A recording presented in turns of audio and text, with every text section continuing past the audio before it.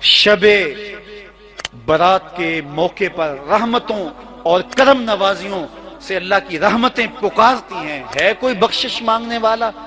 ہم ہاتھ پھیلا کے مالک کو عرض کریں گے مالک ہم جو آئے ہوئے ہیں بخشش مانگنے کے لیے. آواز آتی حال میں مسترزق، ہے کوئی رزق مانگنے والا؟ ہم جھولیاں پھیلا کے عرض کرنے والے مالک ہم اسی لیے یہاں آئے بیٹھے ہیں. اس کی رحمتیں آواز دیتی ہیں. ہے کوئی مصیبت میں پھنسا ہوا؟ میں اس کی مصیبت کو دور کروں. تو ہم سب جھولیاں پھیلا کے عرض کرنے والے ہیں مالک تیرے رسول کی ساری امت مصیبت میں پھنسی ہوئی ہے، پوری امت جو ہے وہ اذیتوں کے اندر مبتلا ہے. ہم تیری رحمت میں ملتجی بن کے، سوالی بن کے امت کا سوال لیے آج کی شب رحمت میں حاضر ہیں. آج تقدیریں لکھی جائیں گی، آج فیصلے ہوں گے. میرے مالک ہم تیری بارگاہ سے عرض کرتے اس امت کے لیے بہتری کا فیصلہ لکھ دے. ان کی خطائیں، ان کی غلطیاں اور ان کے گناہ جو ہیں اس کا تو نتیجہ یہی ہے کہ یہ اور ذلت اور پسماندگی کے اندر دھکیلے جائیں. لیکن مالک ہم تیرے بندے تیرے حضور اپنے گناہوں اور اپنے عیبوں کو لے کر کے کالے دل اور کالے منہ لے کر تیری چوکھٹ پہ حاضر ہیں اپنے گناہوں کی معافی مانگنے کے لیے. میرے مالک ہم سب کی خطائیں معاف کر دے، ہم سب سے درگزر فرما اور ہم سب کے باطن کو ستھرائیاں دے دے، ہمارے اندر کو پاکیزگیاں دے دے. بہت وقت میں نے اور آپ نے صاحب گزار لیا، تیزی کے ساتھ زندگی بیت رہی ہے. میں اگر اپنے آپ کو دیکھوں تو میری زندگی کتنی بہاریں کاٹ چکی ہے. اگر آپ اپنے آپ کو دیکھیں کوئی 60 سال، کوئی 20 سال، کوئی 25 سال، کوئی 20 سال، زندگی تیزی کے ساتھ گزر رہی ہے. بندہ جب سوچتا ہے کہ میں 40 سال کا ہو گیا ہوں تو آگے میری زندگی کے اگر 30 سال بھی ہیں تو 30 سال تو کافی ہیں، لیکن وہ پیچھے اگر پلٹ کے دیکھے تو 40 سال یوں گزر گئے جس طرح چٹکی بجائی جاتی ہے. جب چٹکی بجانے کے وقت میں 40 سال گزر گئے محسوس ہوتے ہیں تو جو باقی 30 سال اگر ہوئے بھی وہ تو گمان ہے میرا، وہ تو گمان ہے آپ کا.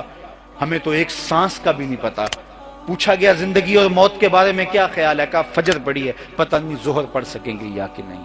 کہا اتنی لمبی امیدیں لگائے بیٹھے ہو. کہا ظہر پڑی ہے، پتہ نہیں عصر پڑھنے کا موقع نصیب ہوتا ہے کہ نہیں. کہا یہ بھی طول عمل ہے. ایک بولا عصر پڑی ہے، پتہ نہیں مغرب پڑھ سکیں گے یا کہ نہیں. کسی نے کہا ایک رکعت پڑی ہے، پتہ نہیں دوسری رکعت بھی پڑھنا نصیب ہوتی ہے یا نہیں. کہا یہ سب تمہارے منہوں کی باتیں ہیں. میں تو کہتا ہوں ایک طرف سلام پھیرا ہے، پتہ نہیں دوسری طرف سلام بھی پھیر سکیں گے یا کہ نہیں. کیا موت اتنی قریب نہیں ہے؟ ہم نے اپنی آنکھوں کے سامنے لوگوں کو جدا ہوتے یوں نہیں دیکھا ہے. ہم کہتے ہیں اس کی خبر سنا رہے ہو موت کی، یہ تو میں نے ابھی سبزی والی دکان پہ دیکھا تھا. لیکن جب موت آتی ہے تو ایک لمحے کا تقدم اور ایک لمحے کا تاخر نہیں ہوتا. تو صاحب آئیے اپنی زندگی کو اللہ اور اس کے رسول کی راہوں پہ ڈالے. آج وقت ہے، آج موقع ہے، آج توبہ کا دروازہ کھلا ہے. کل سب کچھ نہیں ہوگا. سورج مغرب سے طلوع ہونے والا ہے. غرغرائے موت کے بعد توبہ کا دروازہ فرد کے لیے بند ہو جاتا ہے اور سورج کے غروب آفتاب کے بعد دوبارہ طلوع ہونے کے بعد سے مستقل توبہ کا دروازہ بند ہوگا. لیکن آج نہ توبہ کا دروازہ بند ہوا ہے، نہ فرد کے لیے نہ بحیثیت اجتماعی. آج اس کی رحمتیں آواز دے رہی ہیں. ہم تو مائل بکرم ہیں، کوئی سائل ہی نہیں. راہ دکھلائیں کسے راہ روے منزل ہی نہیں. جلوہ طور تو موجود ہے، کوئی موسیٰ ہی نہیں. آج اس کی رحمتیں آواز دے رہی ہیں. آج وقت ہے، وقت پر کافی ہے ایک قطرہ بھی آب خوش ہنگام کا. جل گیا جب کھیت برسا می تو پھر کس کام کا. وہ ہمارے پنجابی میں کہتے ہیں جب زمین وتر میں ہو تو بیج ڈال دیں تو سبزہ اگاتا ہے، جب زمین وتر سے نکل گئی تو پھر بیج ڈالنے سے بھی کوئی فائدہ نہیں ہوتا. آج زندگی کی زمین وتر میں ہے. آج توبہ کا بیج ڈال دیں، تخم عمل ڈال لیں تو کل کٹائی کے موسم میں فصل کاٹ لیں گے. آج موقع ہے، کل نہیں ہوں گے. کل کے پچھتاوے سے بہتر ہے آج پچھتا لیا جائے. آج ساوی نے کھلے راوی نے انج ٹوک انوکھڑے ٹوکدے نہیں. ٹر پویں تے پینڈے مک جاندے کار بیٹھے ہیں فاصلے مکنے نہیں. آج وقت ہے، آج فرصت ہے. وہ ایک فقیر تھا بازار میں کھڑا رو رہا تھا. ایک آدمی نے گزرتے ہوئے روک کے کہا کیا ماجرا ہے، کسی نے مارا ہے، تنگ کیا ہے؟ اس نے کہا نہیں کوئی ایسی بات نہیں ہوئی، کوئی ماجرا ایسا نہیں ہوا. تو کیوں رو رہے ہو؟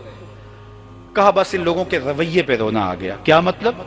کہا گزر رہا تھا، دنیا میں کھوئے ہوئے ان لوگوں کو دیکھا، میرے دل میں رحم جاگا. میں نے سوچا ان بندوں کی رب کی صلح نہ کروا دوں. تو کہا پھر کیا بنا؟ کہا میں نے اس سے بات کی، آواز آئی، لے آ میری چوکھٹ پہ. ایک आंसू से सारे गुनाह मिटा डालूंगा। सारी जिंदगी के गुनाहों की कीमत सिर्फ एक आंसू। कितना करीम रब है। तो मैं बड़ा खुश हुआ, तो मैंने इनसे कहा काम बन गया भाई। क्या हुआ? वो कहता है एक आंसू से सारे गुनाह मिटा डालूंगा, आ जाओ मेरी चौखट पे।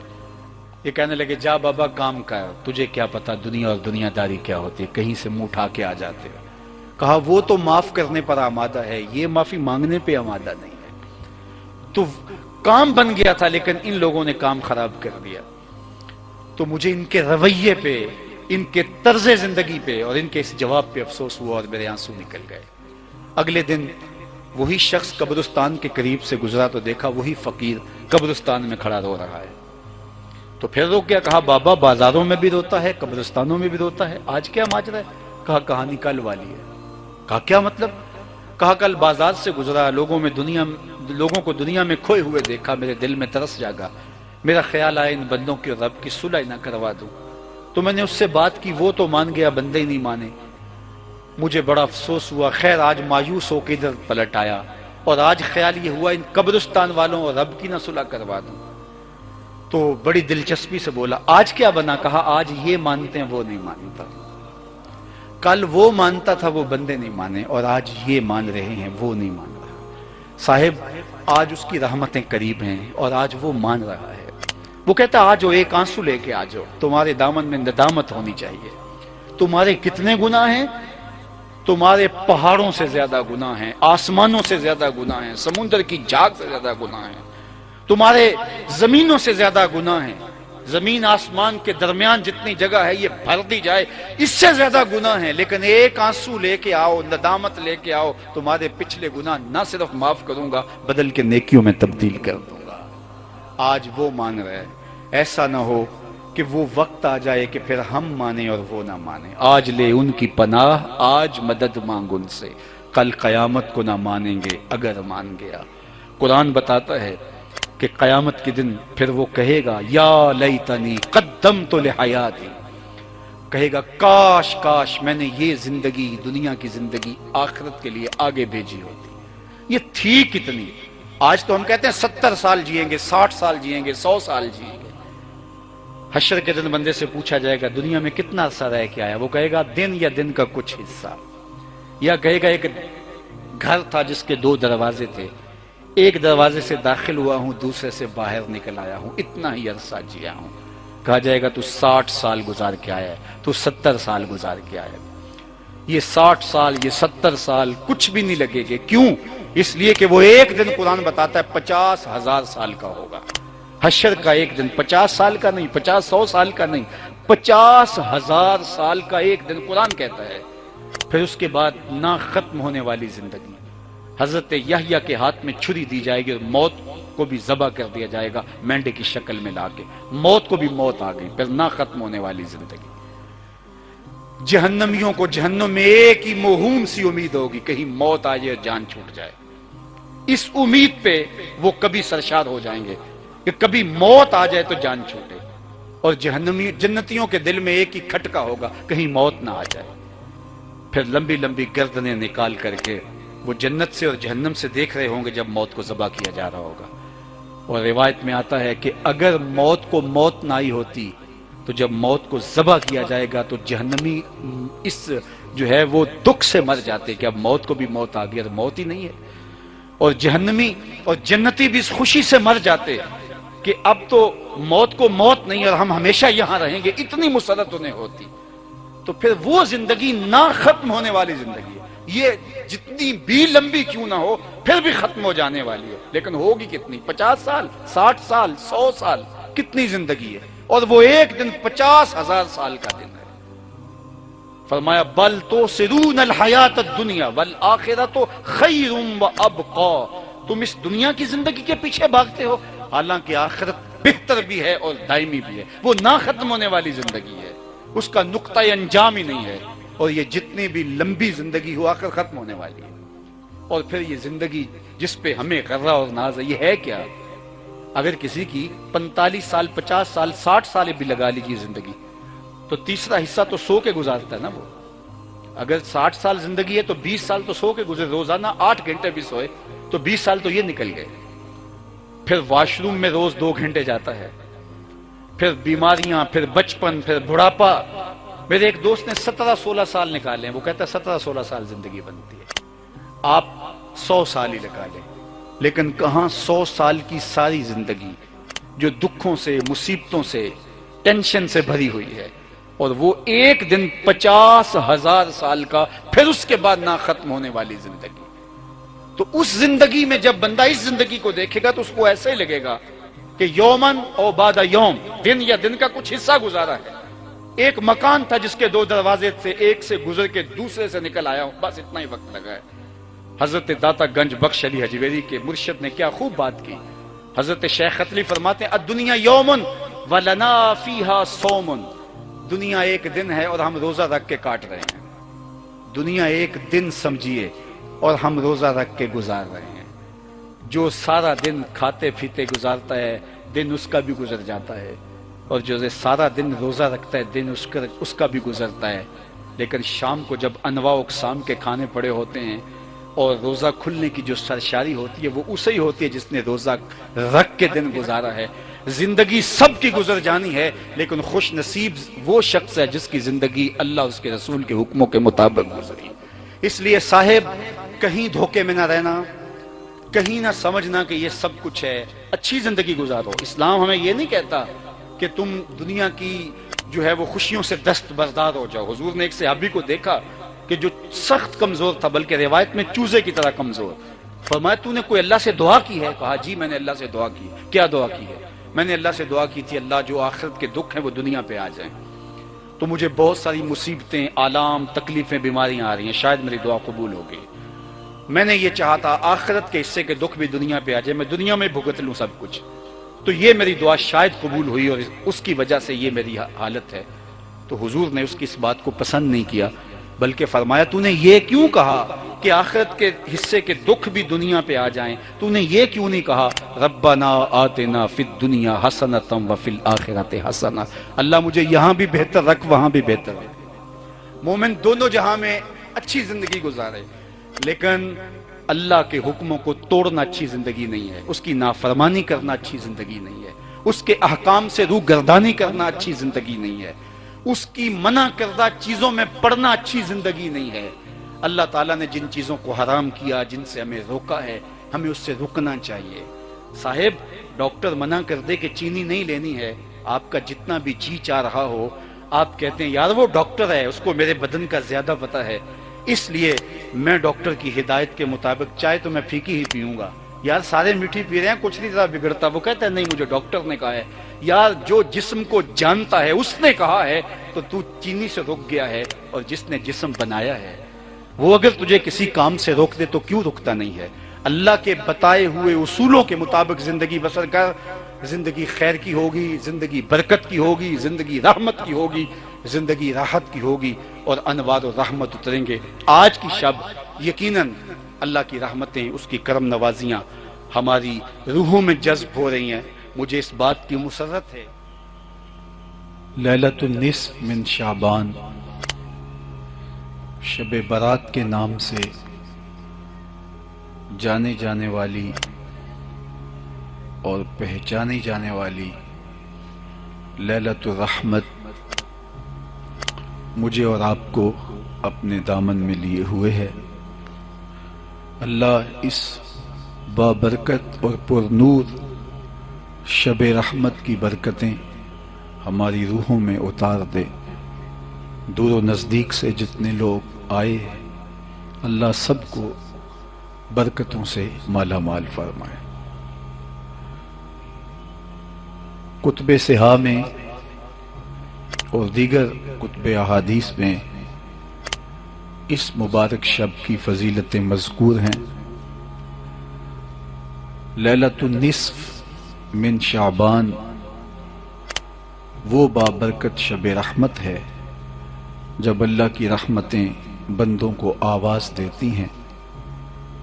ہے کوئی بخشش مانگنے والا، ہے کوئی رزق مانگنے والا، ہے کوئی مصیبت میں پھنسا ہوا، مصیبت سے نکلنے کا راستہ طلب کرنے والا، اللہ کی رحمتیں آواز دیتی ہیں اور اہل ایمان کی جھولیاں اس بابرکت رات کے دامن میں بھر دی جاتی ہیں۔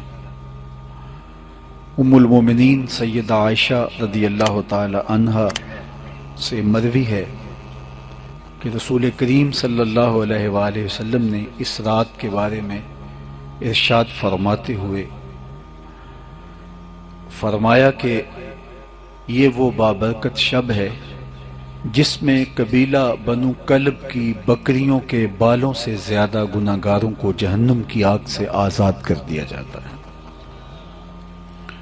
سیدنا علی المرتضیٰ رضی اللہ تعالیٰ عنہ سے مروی ایک روایت میں یہ بابرکت شب اپنے دامن میں جو برکتیں رکھتی ہیں اس کو سمیٹنے کے لیے تلقین کی گئی، قوموا لیلہا وصوموا نہارہا، اس کی رات کو قیام کر کے ذکر و فکر میں، نوافل میں، اللہ کی حضور نیاز مندی میں بسر کرو اور 15 شعبان کا روزہ رکھو۔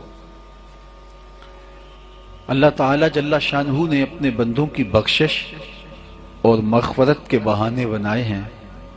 وہ چاہتا ہے کہ اپنے بندوں کی مغفرت فرما دے۔ قرآن مجید میں ایک مقام پہ کتنے دل آویز انداز میں فرمایا گیا، ما یفعل اللہ بعذابکم، اللہ تمہیں عذاب دے کے کیا کرے گا، وہ تو کریم ہے، 70 ماؤں سے زیادہ پیار کرنے والا ہے۔ قرآن مجید کا یہ اسلوب کتنا خوبصورت ہے کہ ما یفعل اللہ بعذابکم، وہ تمہیں عذاب دے کے کیا کرے گا، اس کی یہ چاہت نہیں کہ تمہیں عذاب میں مبتلا کرے، اس نے تو تمہارے لیے جنت بنائی ہے، جنت میں طرح طرح کی نہریں ہیں اور محلات و قصور ہیں، گھنے سائے رکھنے والے درخت ہیں، تمہارے لیے اس نے جنت میں مختلف اقسام کے پھل پیدا کیے ہیں، اور وہ جنت جس کی چوڑائی زمین و آسمان سے زیادہ ہے وہ تمہاری منتظر ہے، تو تمہیں وہ عذاب نہیں دینا چاہتا، وہ تو تمہیں جنت کی لذات سے بہراور کرنا چاہتا ہے۔ اگر کوئی از خود جہنم میں چھلانگے لگائے تو اس کی مرضی، لیکن اللہ کی منشا یہی ہے کہ میرے بندے میرے مطیع اور فرما بردار بن کے میری جنت کے حقدار بنیں۔ تو یہ اس کی رحمتوں کے روپ ہیں کہ اس نے مختلف راتیں، مختلف اوقات، مختلف لمحے اور مختلف ساعتیں ہماری بخشش و مغفرت کا بہانہ قرار دی ہیں، اور بندے جب ان مبارک گھڑیوں میں اس کے حضور خلوص دل کے ساتھ دعائیں مانگتے ہیں تو اللہ جل شانہ ان کی دعاؤں کو مستجاب فرماتا ہے اور اس کی رحمتیں بندوں پہ برستی ہیں۔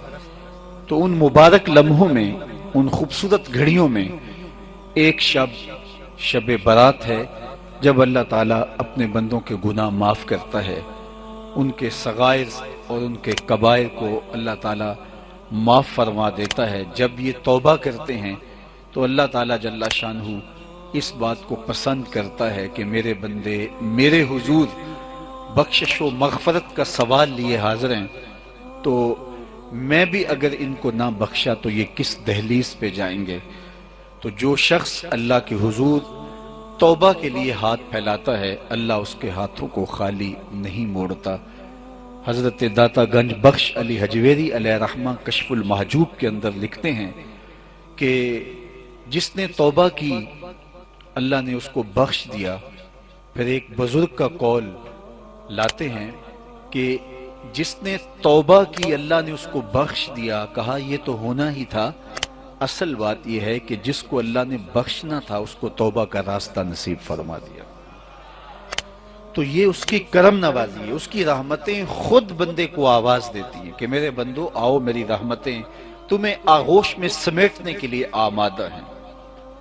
بھاگے ہوئے غلام کو اور سرکش متمرد کو اس کی رحمتیں آواز دے کے بلا رہی ہیں، یا ایھا الانسان ما غرک بربک الکریم، او بھاگے ہوئے انسان آجا پلٹ کے، تیرا رب بڑا ہی قریب ہے۔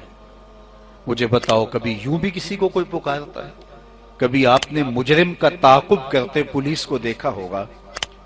کسی سخت گیر استاد کو شاگرد کا تعاقب کرتے دیکھا ہوگا؟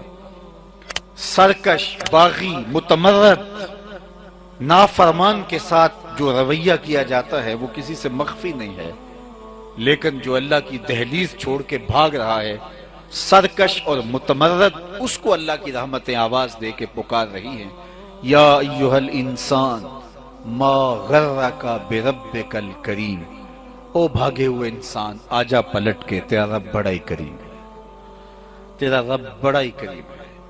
یہ بھاگے ہوئے شخص کو اس کی رحمتیں آواز دے رہی ہیں۔ ذرا غور کیجئے، یہاں جو بندے کو بلانے کے لیے لفظ بولے گئے، جن کلمات کا انتخاب کیا گیا، وہ کتنے دل آویز ہیں۔ ما غرک بربک الکریم، او بھاگنے والے، تجھے کس نے دھوکے میں ڈالا؟ وہ چیز تو بتا جس نے تجھے دھوکے میں ڈالا۔ دولت، حسن، جوانی، اقتدار، وہ شے تو بتا جو تیرے ساتھ مستقل رہنے والی ہے۔ دولت آج ہے تو کل نہیں، اقتدار آج ہے تو کل نہیں، جوانی آج ہے، یہ ڈھلتا سایہ ہے، کل نہیں ہوگا۔ تو بتا، تجھے کس چیز نے اس کریم رب سے غافل کر دیا؟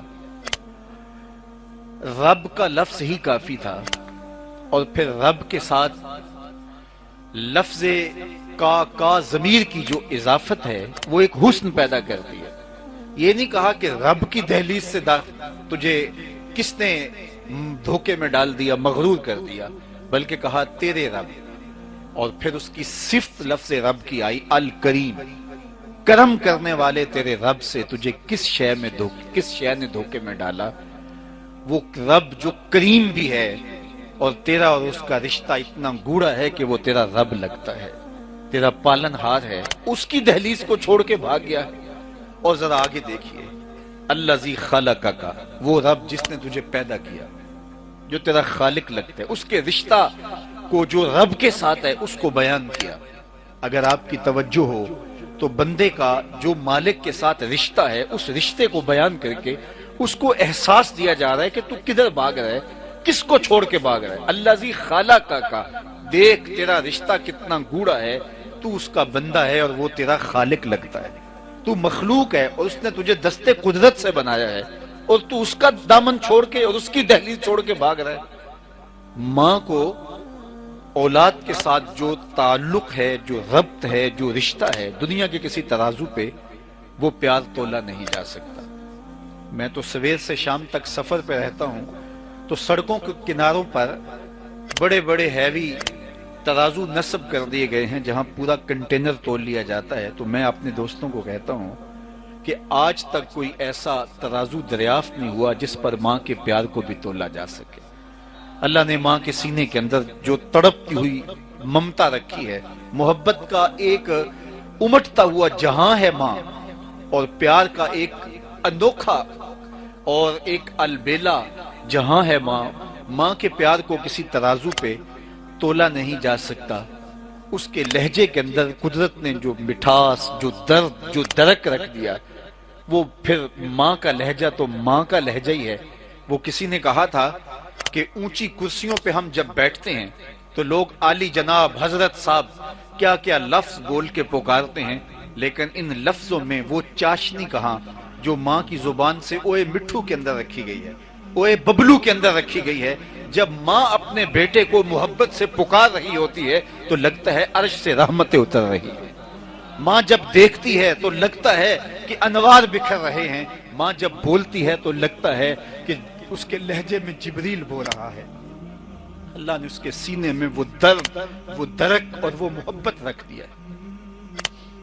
ایک شاعر ہوا تابش، اس نے ماں کے پیار کو کتنی دل آویزی سے بیان کیا۔ ایک مدت سے میری ماں نہیں سوئی تابش، ایک مدت سے میری ماں نہیں سوئی تابش، میں نے ایک بار کہا تھا مجھے ڈر لگتا ہے۔ کہا بچپن میں میرے منہ سے نکلا تھا، امی مجھے رات کو ڈر لگتا ہے، میں بوڑھا بھی ہو گیا ہوں، میری ماں اب بھی میرے بستر پہ پھونکے مارتی ہے کہ میرے بیٹے کو کہیں ڈر نہ لگ رہا ہو۔ یہ ماں کے پیار کا روپ ہے۔ یہ ماں کی محبت کا انداز ہے۔ شہر میں آ کر پڑھنے والوں بھول گئے ہو کس کی ماں نے کتنا زیور بیچا ہے۔ مائیں اولاد کو تعلیم دلوانے کے لیے اپنے گھر کے اثاثے بیچ دیتی ہیں۔ کسی کے گھر کے برتن بھی مانجنے پڑے تو ماں اس سے بھی گریز نہیں کرتی۔ اس کے سینے میں جو ممتا رکھی گئی ہے، جو پیار کا جہاں آباد ہے، اس کی کوئی مثال ہی نہیں ہے۔ ماں کا نعم البدل کیا بدل بھی موجود نہیں ہے۔ ماں اتنا پیار اولاد سے کیوں کرتی ہے؟ دکھ جھیل لیتی ہے، لوگوں کے گندے برتن مانج لیتی ہے، لوگوں کے گندے کپڑے دھو لیتی ہے، اذیتیں سہ لیتی ہے۔ ماں کو اتنا پیار کیوں ہے؟ تو آپ سب کا جواب ایک ہوگا، وہ یہ کہ ماں نے بچے کو جنم دیا ہے۔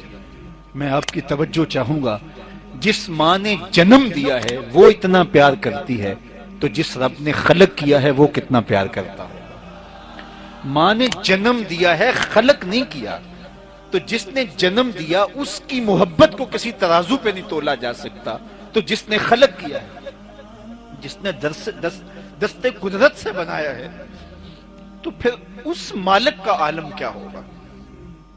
میں حرم میں تھا تو لوگ طواف میں تھے اور ایک جانب سیڑھیوں پہ بیٹھ کے یہ منظر دیکھ رہا تھا، تو مجھے بچپن میں مرغی یاد آئی کہ جب وہ اپنے اتنے بچوں کو اپنے پروں میں سمیٹ لیتی ہے اور حالات کے دکھوں سے ان بچوں کو بچا لیتی ہے، گرمی اور سردی اور موسمی اثرات سے ان کو محفوظ کرتی ہے، سخت سے سخت حملے سے ان کو بچاتی ہے، تو حرم کے اس منظر کو دیکھ کے میں نے کہا مالک تو کتنا کریم ہے، اپنے بندوں پر کتنا رحیم ہے، ایک مرغی کے دل میں اس کی اولاد کے لیے اتنا پیار رکھا ہے، تو مخلوق کا خالق لگتا ہے، تیرا تو رشتہ اتنا گوڑا ہے۔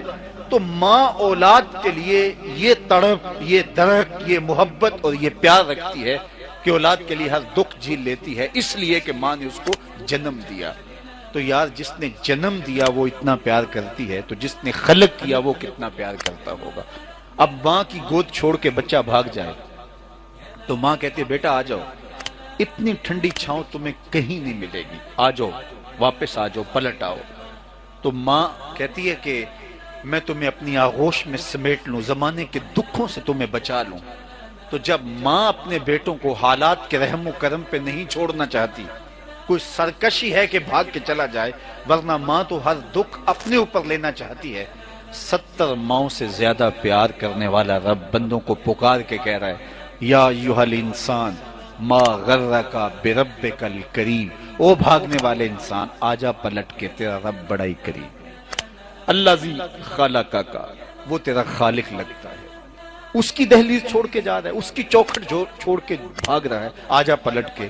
70 ماؤں سے زیادہ پیار کرنے والا وہ رب پکار کے بندے کو بلا رہا ہے، الذی خلقک فسواک فعدلک فی ای صورت ما شاء رکبک، اس نے تجھے پیدا کیا، تیرے اعضاء کو توازن دیا، تجھے حسن بخشا، تجھے جوانی دی، تیرے خوبصورت نقش و ونگار بنائے، تجھے خوبصورت قد رانا دیا، تیری آنکھوں میں روشنیاں بھری، تیرے کانوں میں سماعتیں رکھی، تیرے دماغ میں توانائی رکھی، تجھے سوچوں کا جہان دیا، تیری آنکھوں کو روشنیاں دی اور پھر طرح طرح کے نظارے دیے، تیری زبان پر ذائقے پھیلا دیے۔ اے انسان، اس کریم رب کو چھوڑ کے تو بھاگ رہا ہے، آجا پلٹ کے، آنا تو نے ہے ہی، کل جو پھر کفن میں منہ چھپا کے آتا پھرے گا، اچھا نہیں ہے کہ اپنے قدموں سے چل کے آجا، کھلے منہ آجا، کل لوگ تجھے اٹھا کے لائیں گے، آج خود چل کے آجا۔ اس کی رحمتیں پکار رہی ہیں اور وہ آواز دے رہا ہے کہ میری رحمت تجھے بلا رہی ہے، ما غرک بربک الکریم، آجا اپنے کریم رب کی طرف آجا۔ جب تو اس کی طرف پلٹ کے آئے گا تو وہ یہ نہیں دیکھے گا کہ اس نے گناہ کتنے کیے، وہ یہ دیکھے گا میرا بندہ میری طرف آ گیا۔ میرے اور آپ کے آقا و مولا نے بندے کے اس آنے کو اور اللہ تعالیٰ جل شانہ کی خوشی کو، جب بندہ پلٹ کے توبہ کے دروازے پہ آتا ہے اور مالک کی دہلیز پہ آ کے ہاتھ پھیلاتا ہے اور اپنے گناہوں پر شرمساری اور ندامت کا اظہار کرتا ہے، اس کو بیان کیا کہ اللہ کتنا خوش ہوتا ہے۔ حضور نے مثال دی کہ ایک بندہ صحرا میں سفر کر رہا ہے اور سفر کرتے کرتے دوپہر کے وقت ایک درخت کے نیچے چند لمحوں کے لیے سستانے کے لیے بیٹھ جاتا ہے۔ سخت گرمی ہے، اس کی آنکھ لگ جاتی ہے۔ اس کے ساتھ ایک ہی اونٹ ہے جس پر اس کا سامان رکھا ہے، اس کا کھانا اس کے اوپر ہے۔ چند لمحوں کے لیے کمر سیدھی کرنے کے لیے لیٹا تھا، نیند نے اپنی آغوش میں لے لیا۔ اچانک آنکھ کھلی تو کیا دیکھتا ہے کہ اونٹ نہیں ہے۔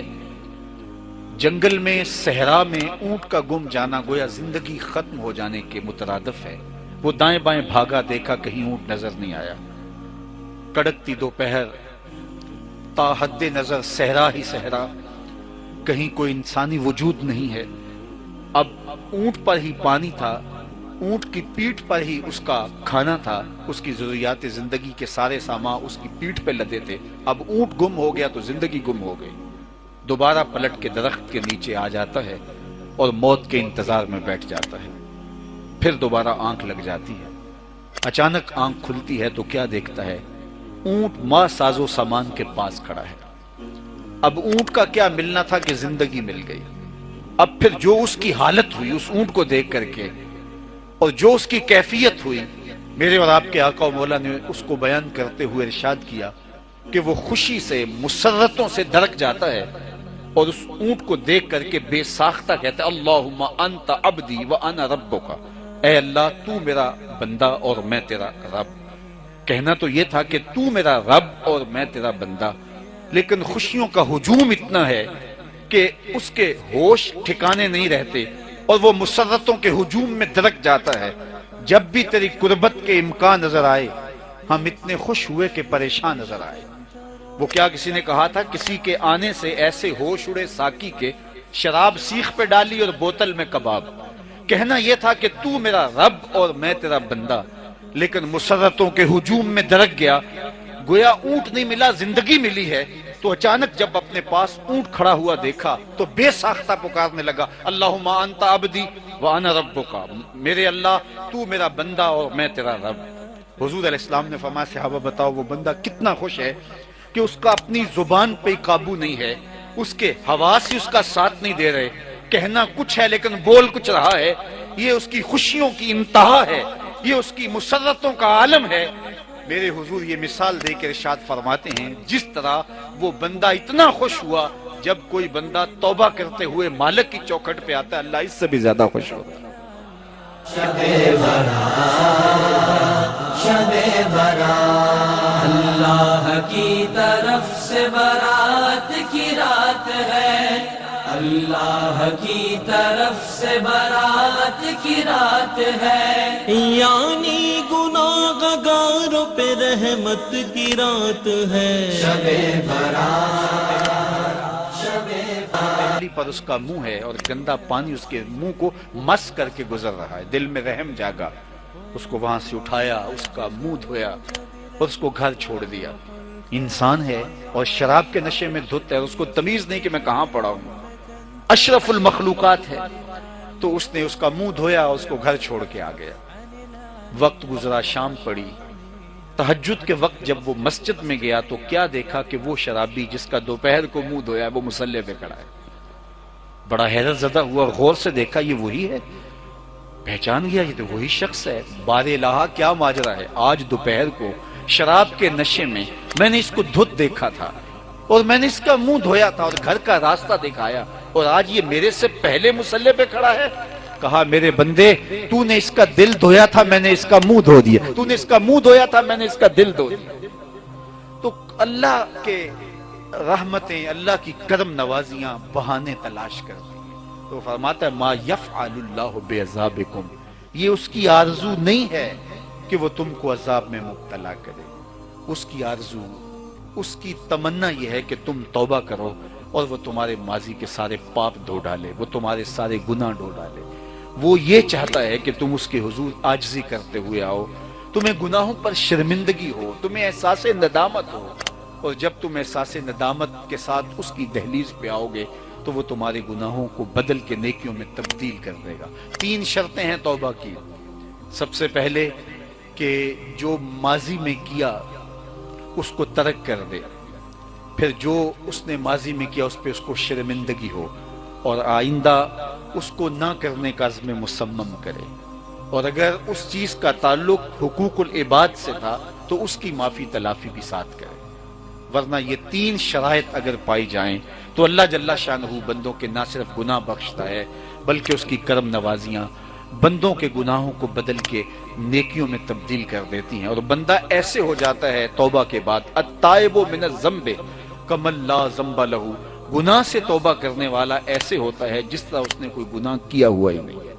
اللہ اس کو بالکل ستھرا اور پاک کر دیتا ہے۔ اور بالخصوص جوانوں میں آپ سے مخاطب ہوں، اللہ کو بوڑھے کی توبہ بھی پسند ہے، اللہ کو ہر ایک شخص کی توبہ پسند ہے، لیکن یہ بات ذہن میں رکھو کہ میرے اللہ کو جوان کی توبہ بہت زیادہ پسند ہے۔ میرے اور آپ کے آقا مولا نے فرمایا انا حبیب اللہ، میں اللہ کا حبیب ہوں۔ کتنا بڑا اعزاز ہے جو میرے حضور کا ہے۔ لیکن ایک دوسرے مقام پہ ارشاد فرمایا الشاب التائب حبیب اللہ، سن لو جو جوان جوانی میں توبہ کرے وہ بھی اللہ کا حبیب ہے۔ کتنا بڑا اعزاز۔ میں یہ دیکھتا ہوں کہ ہماری مجالس میں، بالخصوص آج کی اس مجلس کے اندر، مجھے جو لوگ دکھائی دے رہے ہیں وہ نوجوان ہیں۔ تو جوانی جنون کا شعبہ قرار دیا گیا ہے، شعبۃ من الجنون کہا گیا ہے، لیکن وہ جوان جو اپنی جوانی کو اللہ اور اس کے رسول کے راستے پہ لگاتے ہیں ان کا اجر کتنا رکھا گیا ہے۔ سنیے حضور کا ایک فرمان، میرے اور آپ کے آقا و مولا نے ارشاد فرمایا 7 اشخاص ہیں قیامت کے دن جب کوئی سایہ نہیں ہوگا، اللہ ان 7 کو اپنے عرش کا ٹھنڈا سایہ عطا فرمائے گا۔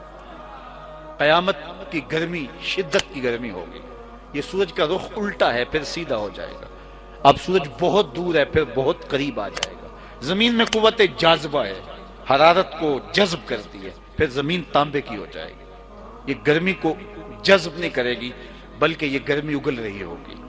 اب اس حالت کے اندر وہ شدت کی گرمی کہ سورج کا رخ سیدھا اور سورج بالکل قریب اور زمین تانبے کی، کون اس کو گوارا کر پائے گا؟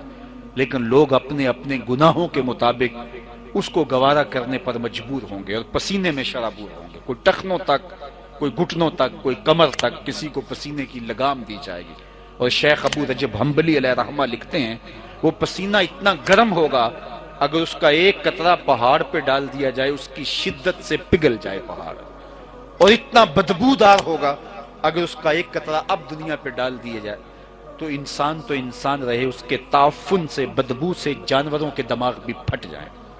اس پسینے میں لوگ اپنے گناہوں کی وجہ سے شرابور ہوں گے، لیکن 7 اشخاص میرے حضور نے فرمایا اس دن اللہ کی رحمتوں کے سائے تلے ہوں گے۔ سب سے پہلا شخص امام عادل حکمران، جس نے امور سلطنت کے اندر عدل کے دامن کو نہیں چھوڑا، انصاف کو ترک نہیں کیا، مخلوق پر اللہ کی رحمت کا سائبان بن کر لوگوں کی بہتری کی اس نے کوشش کی اور عدل و انصاف کے تقاضوں کو اس نے نبھایا۔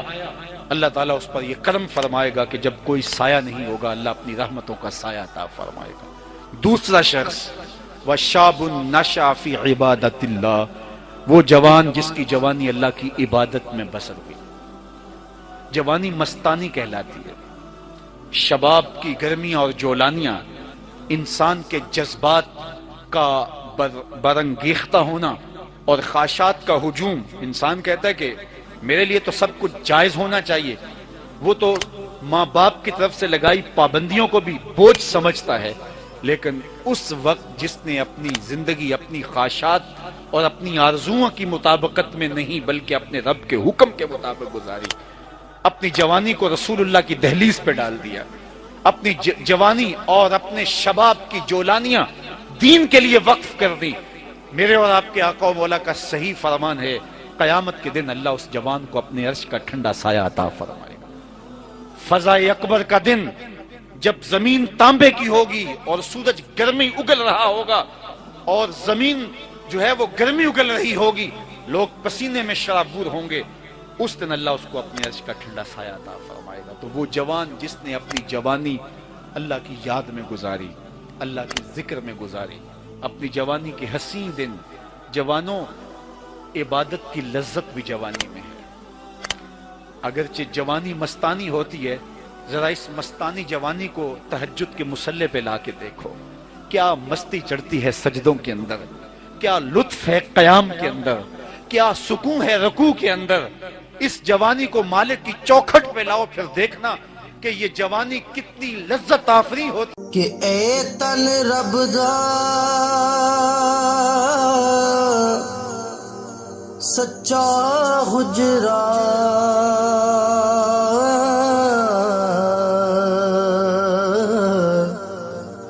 تے کھڑیا با